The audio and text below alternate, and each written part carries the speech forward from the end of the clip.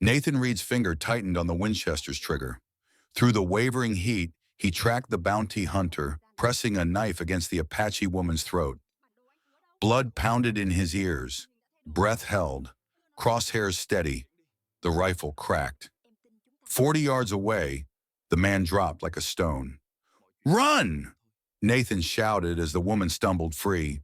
Three more bounty hunters whirled toward his position, bullets splintering rock where his head had been seconds before. The Winchester spoke twice more, dropping another man.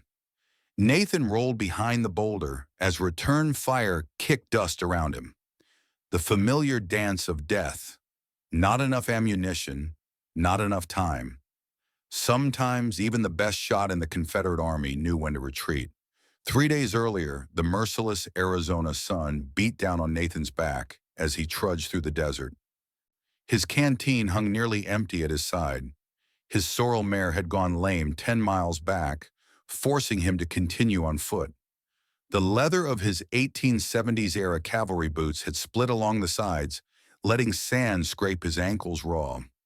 At 39, the former sharpshooter still moved with military precision, but new lines creased his sun-weathered face. 3 years had passed since typhoid fever claimed Sarah and little James back in Texas. 3 years of drifting westward, taking work at cattle ranches and silver mines, never staying long enough for names to matter. The harsh landscape of the 1881 frontier matched the emptiness inside him. Ahead, the Mogollon Rim rose like a fortress wall, while behind lay the barren expanse of the Sonoran Desert. On the horizon, an approaching dust storm swirled like a massive beast. Nathan spotted a crude shelter nestled against a sandstone ridge, a dugout reinforced with juniper timber and brush. He approached cautiously, Winchester ready, scanning for recent tracks in the hard-packed earth. Finding none obvious, he pushed through the brush entrance. Steel flashed in the dim light. An Apache woman crouched against the back wall, a bone-handled hunting knife gripped in her trembling hand. Blood had soaked through her buckskin dress at the shoulder. Despite her obvious pain, her obsidian eyes remained fierce, unbroken. Nathan recognized the knife instantly, an Apache throwing blade with a distinctive elk bone handle, perfectly balanced for 20-foot strikes. The delicate beadwork on her dress marked her as someone of importance in her tribe. "Easy," he said, showing empty palms. "Just seeking shelter from the storm." Her eyes narrowed, tracking his every movement like a wounded cougar. The roof creaked ominously as the wind intensified outside. "Your roof won't hold," Nathan said, pointing upward where a support beam sagged dangerously. Without waiting for permission, he stepped back into the howling wind, returning moments later with 2 sturdy juniper branches. The woman's knife remained pointed at him as he worked, wedging the branches against the failing beam until the structure stabilized. When he finished, he settled by the entrance, keeping a respectful distance. From his pocket, he pulled his last strip of jerky, placing it on the ground between them. "Nathan Reed," he said simply, watching hunger battle suspicion in her eyes. After a long silence, she spoke, her voice stronger than her wounded frame suggested. "Kaya." Outside, the wind screamed like lost souls. Inside, Nathan studied her more carefully in the weak firelight. Fresh blood seeped through her dress at the shoulder, the fabric torn where a bullet had passed through. "That needs tending," he stated. "I was a field medic. 7 years with Mosby's Rangers. Confederate Army." Her eyes bored into his, searching for deceit. Finally, she gave a barely perceptible nod. Nathan moved with deliberate slowness, retrieving a small flask of Kentucky bourbon from his saddlebag, the one luxury he allowed himself on the trail. The bullet had passed clean through her shoulder, leaving a ragged tunnel that needed cleaning. "This burns," he warned, uncorking the flask. Kaya didn't flinch as the amber liquid seared her wound. Just a sharp intake of breath, her knuckles white around the knife handle she refused to relinquish. Using a sewing needle heated red in the flames, Nathan stitched the wound with neat, efficient movements.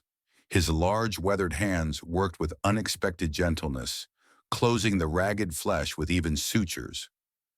"Bounty hunters," she finally said as he finished, "attack village yesterday near Chevalon Creek. Kill many. Women. Children."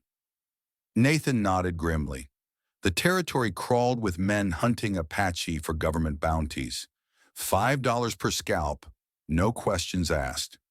Since General Crook's campaign began, the killing had intensified, especially after silver deposits were discovered on traditional Apache lands. "My father," she continued, voice strengthening, "Chief Maka, great warrior. I wait for him here. He come find me." Nathan said nothing, but doubt crept into his thoughts. If her village had been raided, her father might already be dead, or worse, captured for public execution. Such was the brutal reality of this unforgiving land. As the first gray light of dawn filtered through the brush walls, Nathan stepped outside to survey their surroundings. The storm had passed, leaving a crystalline desert morning in its wake. What he found turned his blood cold. Boot prints, at least 6 men, circled the dugout at a distance. Tobacco remnants still smoldered. They were being watched. Back inside, Nathan began gathering his few possessions. "We need to move," he said quietly. "Hollister's men. I recognize the boot prints. Cut down military issue with star spurs. They'll close in by midday." Kaya's expression hardened. "I wait for father." Nathan knelt before her, meeting her gaze directly. "If your father is alive, he won't find you if you're dead or captured. We need high ground. Defensible position." She studied him, weighing his words against her obligation. "Why you help Apache?" she asked, the question hanging between them like gun smoke. Nathan's hand unconsciously moved to his shirt pocket, where a small brass locket held all that remained of his family. His chest tightened with familiar pain. "I couldn't save my wife and son," he said, words like gravel in his throat. "Fever took them while I was working the silver mines. Maybe I can help you keep your family. If he's still alive, we'll find him."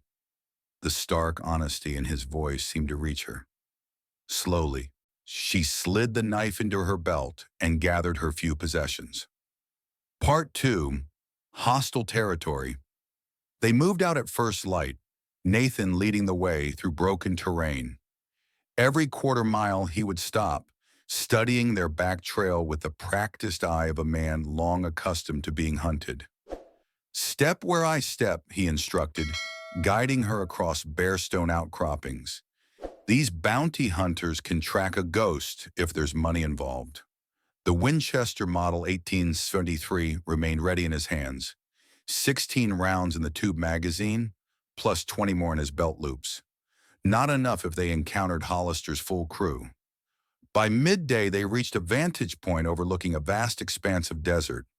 From his pack, Nathan pulled a battered Army field glass, its brass casing dented, but the German optics still sharp. He scanned the horizon methodically. "There," he whispered, handing Kaya the glass. A mile distant, dust rose from a group of riders. 8 men, moving with purpose along their trail. At their head rode a man in a distinctive black duster, broad-brimmed hat pulled low. "Jack Hollister," Nathan growled, recognition darkening his features. "Rode with Quantrill's raiders during the war. Took Apache scalps during the Baker Massacre in '70. Kills for pleasure more than bounty." Kaya suddenly stiffened, focusing on something else. "There," she pointed, voice tight with emotion. "Prisoner. Apache man." Nathan adjusted the glass, focusing on a bound figure slumped over a paint horse. Though distant, the prisoner's bearing and the distinctive eagle feathers in his hair marked him as someone of importance. "Your father?" Nathan asked quietly. Kaya's hands trembled slightly. "Yes, Maka." Nathan studied the terrain, calculating distances and angles like the military strategist he had once been. "Hollister has 8 men. I count 12 rounds in my Winchester, 17 in my Colt. We're outgunned 4-1. Kaya's eyes never left the distant riders. We follow, she stated, determination hardening her features. They shadowed Hollister's group through the afternoon, keeping to high ground and using the red rock formations for cover. Nathan's mind worked through scenarios, discarding each as too risky. They needed an advantage: terrain, timing, or surprise. As dusk approached, two riders split from the main group, circling back along their trail. Nathan pulled Kaya behind a granite outcropping just as the scouts crested a rise 20 yards away. Checking their back trail, he whispered. They know someone's following. The scouts dismounted, Sharp's carbines at the ready, moving toward their position. Nathan calculated distances, angles, accounting for the fading light and gusting wind. There would be no second chances. When I fire, run east, he told Kaya. There's a wash quarter-mile that way. I'll find you. She shook her head, pulling her knife. We fight. Together. The first scout came around the rock formation, tobacco-stained beard visible beneath his dust-caked hat. Nathan rose smoothly, the Winchester finding its mark. The heavy .44-40 round took the man's center mass, dropping him instantly. The second scout swung his carbine toward the sound, but Kaya's throw was faster. Her knife found the man's throat with deadly precision, sinking to the bone handle. He collapsed, gurgling, as Nathan moved forward to secure their weapons. Your father taught you well, he said, genuine respect in his voice. Since I was small, she replied, retrieving her blade with practiced efficiency. Hunt deer this way. Silent.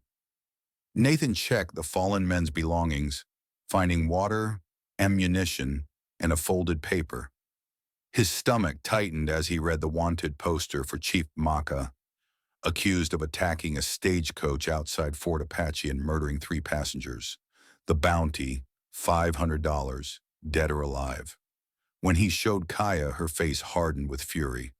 Lies, she hissed. My father seek peace with white men. Meet with army 2 moons ago. Make treaty. Nathan's expression remained neutral. Years of frontier justice leaving him skeptical of all sides. Either way, Hollister wants him dead. Dead men don't need trials. Kaya stepped closer, obsidian eyes burning into his. Soldiers attack our village first, kill women, children, then say we attack them. Always same story. Something in her intensity pierced Nathan's practiced detachment. He'd seen similar tactics during the war. Atrocities committed, then blamed on the enemy to justify further violence. Let's move, he said finally. They'll come looking when these 2 don't return. They traveled through the night, following Hollister's group at a distance. By dawn, they tracked them to a narrow box canyon where the bounty hunters had established camp beneath towering sandstone walls streaked with iron ore. Nathan surveyed the layout from a ridge above. 8 men, now 6 with the scouts gone, all heavily armed with military-grade weapons. Maka was tied to a mesquite post, his proud face bruised but defiant. Even at a distance, the resemblance to Kaya was unmistakable. As the rising sun illuminated the camp, Nathan's breath caught. Among Hollister's men was a face he recognized. Thomas Davis, a former comrade from his Confederate regiment, the man who dragged Nathan, wounded, from a Union artillery barrage at Gettysburg, carrying him 3 miles to a field hospital. I know one of them, Nathan said quietly. The tall one, by the fire. Thomas Davis. We rode together with Mosby. Kaya looked at him sharply, suspicion returning to her eyes. He saved my life at Gettysburg, Nathan explained. Carried me through Union lines with a shattered leg. He tapped his right thigh, where the old wound still ached in cold weather. Didn't think he'd end up riding with someone like Hollister. Friend becomes enemy? Kaya asked, watching his reaction carefully. Nathan's jaw tightened. War's been over 16 years. Men change. What doesn't change is right from wrong. He met her gaze directly. I won't let that debt cost your father's life. He outlined his plan, simple but dangerous. From his time in the silver mines, Nathan carried blasting powder. They would wait until nightfall, set off blasts at the canyon's far end as a diversion, then free Maka during the confusion. As darkness fell, they moved into position. Nathan carefully placed the explosives, using his field experience to maximize the effect while minimizing the risk to Maka. Kaya remained silent, watching his methodical preparation with growing respect. "When this goes, you have 2 minutes to reach your father," he instructed. "I'll provide covering fire from that ridge. Get him, then head east toward the wash where we met. Don't wait for me." Kaya nodded, her hand briefly touching his arm, a gesture of trust that said more than words. The explosion shook the canyon, sending Hollister's men scrambling for cover. Nathan opened fire from his position, the Winchester's rounds keeping the bounty hunters pinned down. In the chaos, Kaya sprinted toward her father, knife already cutting his bonds. Everything proceeded according to plan until Hollister emerged from his tent, Colt revolver raised. He spotted Kaya and Maka immediately, taking aim with practiced steadiness. Nathan had Hollister in his sights when Davis stepped into view, looking directly toward Nathan's position. Their eyes met across the distance, recognition flaring in Davis's weathered face. For one heartbeat, Nathan hesitated, memories of brotherhood forged in battle flooding back. That hesitation nearly cost everything. Davis raised his Springfield rifle, not toward Nathan but toward Kaya. The choice became crystal clear. Nathan's shot caught Davis square in the chest. The man who had once saved his life crumpled to the ground, eyes wide with shock. Before Hollister could fire, Nathan's second shot caught him in the shoulder, spinning him away from Kaya and Maka. "Run!" Nathan shouted, continuing to provide covering fire as Kaya and her father fled toward the rendezvous point. Gunfire erupted across the camp. Nathan methodically picked his targets, each shot finding its mark with deadly precision. A bullet grazed his side as he backed away, hot pain flaring along his ribs. 2 more bounty hunters fell to his rifle before he managed to break contact and escape into the darkness. Part 3, Honor's boundary blood soaked Nathan's shirt as he stumbled into the cave where Kaya and Maka waited. The bullet had carved a deep furrow across his ribs, painful but not immediately life-threatening, assuming infection didn't set in. Maka, despite his own injuries, moved with the dignity of his station to help Nathan sit. Up close, the chief's face showed the noble bearing of a natural leader, weathered by 60 summers but unbroken. His eyes held the same fierce determination as his daughter's, but tempered with the wisdom of age. "My daughter says you kill your own blood brother for Apache," Maka said, his English better than Kaya's. "Why white man help enemy?" Nathan winced as Kaya cleaned his wound with water from their canteen. "You're not my enemy," he replied, voice tight with pain. "Never met you before today."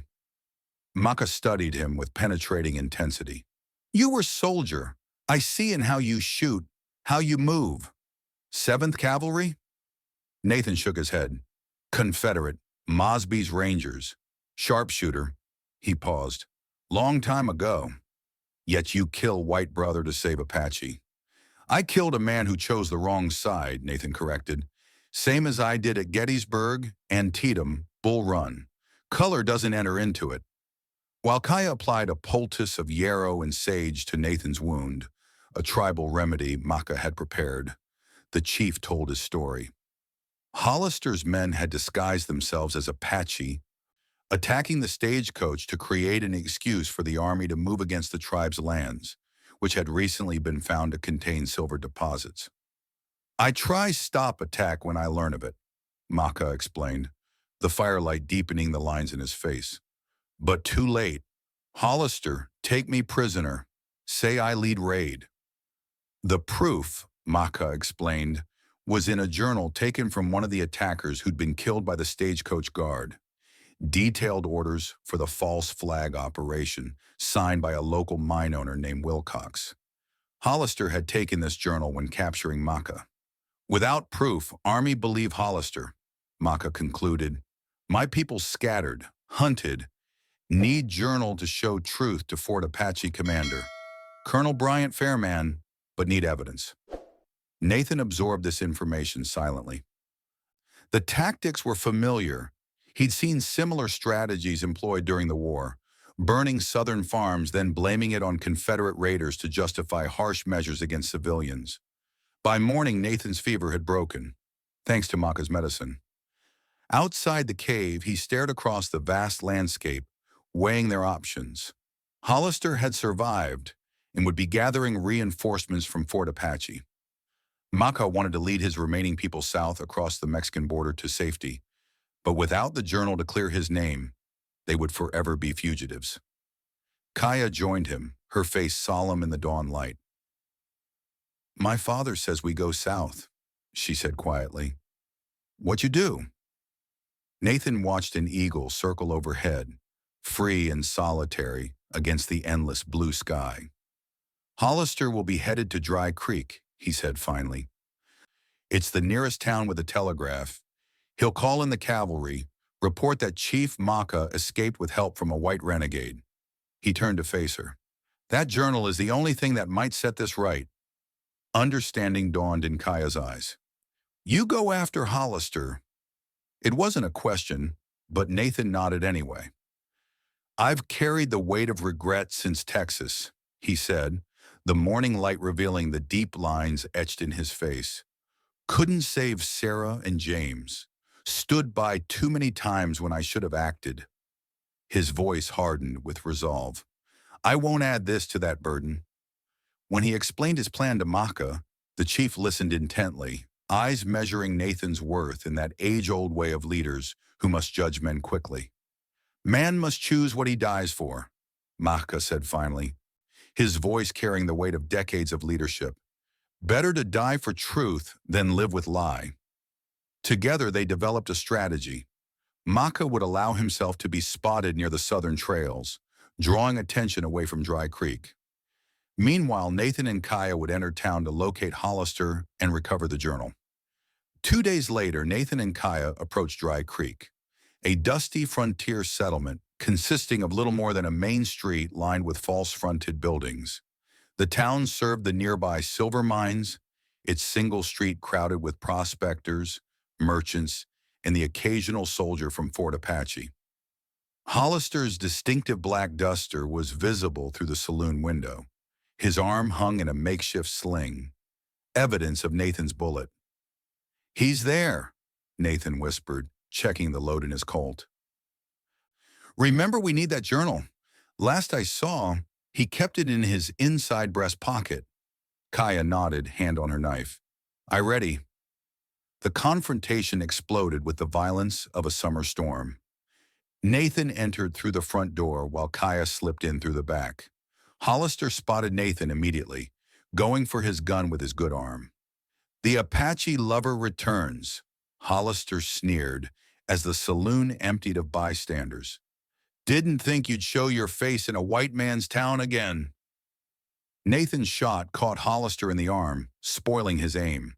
The .45 caliber round shattered bone, sending the bounty hunter's revolver clattering to the floor. Gunfire shattered bottles behind the bar as Nathan dove for cover behind an overturned table. 2 of Hollister's remaining men emerged from back rooms, guns blazing. The heavy oak table splintered under their fire as Nathan reloaded. You're dead, Reed, one shouted, advancing cautiously. Nathan's Colt barked 3 times in rapid succession, dropping the man instantly. The second managed to wing Nathan's shoulder before Kaya's knife found its mark in his back. Hollister used the distraction to flee into a back storeroom. Nathan pursued, blood streaming from his fresh wound. In the dimly lit room, Hollister was waiting, a sawed-off shotgun leveled at Nathan's chest. Should have minded your own business, Reed, he snarled, finger tightening on the trigger. The knife seemed to materialize in Hollister's throat, appearing like a magic trick in the dim light. He staggered backward, shotgun discharging into the ceiling as Kaya stepped from the shadows. Hollister clawed at the blade, dropping to his knees. Even dying, he reached for a derringer hidden in his boot. Nathan's final shot ended the threat permanently. With trembling hands, he searched Hollister's coat, finding the leather-bound journal. The evidence was clear. Detailed orders for the false attack, signatures, payment amounts. Everything needed to clear Maka's name. They brought the journal to Marshal Wilson, Dry Creek's aging lawman, known throughout the territory for his uncommon fairness. A former Union officer, Wilson had fought Apaches before making peace with them. The marshal read the journal carefully, face growing grimmer with each page. "This implicates Wilcox Mining Company," Wilson said finally. "Powerful people, but it's enough to recall the warrants against Chief Maka." He looked up sharply. "You know, taking this to Colonel Bryant at Fort Apache could put you in front of a firing squad, Reed. Army doesn't like civilians interfering with Indian affairs." Nathan met the lawman's gaze steadily. "Some things matter more than living another day, Marshal." Wilson studied him a moment longer, then nodded. "I'll wire ahead. Bryant's a fair man. Fought with honor at Little Bighorn." 3 weeks later, Nathan stood on a ridge overlooking a valley where Maka's people had begun rebuilding their village. The army, presented with irrefutable evidence, had withdrawn the bounties and assigned the tribe a new reservation tract, smaller than their original lands but fertile and defensible along the Salt River. Colonel Bryant had been true to his word, offering protection for Maka's people against further incursions by miners or bounty hunters. The official story now recorded that rogue elements had perpetrated the Stagecoach Massacre, not Apache warriors. Kaya approached, standing beside Nathan in comfortable silence. The wound in his shoulder was healing, though it would add another scar to his collection. On his belt hung a silver star. Marshal Wilson had deputized him before leaving Dry Creek, giving Nathan a new purpose and authority in the territory. "My father asks if you stay," she said finally. "Help rebuild. Teach our young men to understand white man's laws." Nathan gazed across the landscape that had nearly claimed his life multiple times. For years after losing his family, he'd been a ghost drifting through a world of the living, seeking death without the courage to embrace it directly. Now something fundamental had changed. "I've been running from death since Texas," he said quietly. "Maybe it's time I started building something instead." The setting sun painted the valley in hues of gold and crimson. Apache children played near the new lodges, while elders directed the construction of a meeting house. Among them moved Maka, once again the respected leader rather than a hunted fugitive. Nathan's hand moved to the locket he still carried. Sarah and James would always be with him. But perhaps in this unforgiving land, he had found something worth living for. Not redemption, precisely, but purpose. A new community that needed the skills and determination he still possessed. And perhaps in time, even peace. "I'll stay," he said finally, turning to meet Kaya's gaze, "for as long as I'm needed." In the valley below, Maka looked up toward them and raised his hand in acknowledgement. The gesture carried across the distance, not just acceptance, but recognition of a warrior who had proven his worth. The Winchester rested easy in Nathan's hands now, its weight familiar, but no longer his only companion. In this harsh territory where life hung by the thinnest of threads, he had found an unexpected truth. Sometimes the most difficult path led not to death, but to rebirth.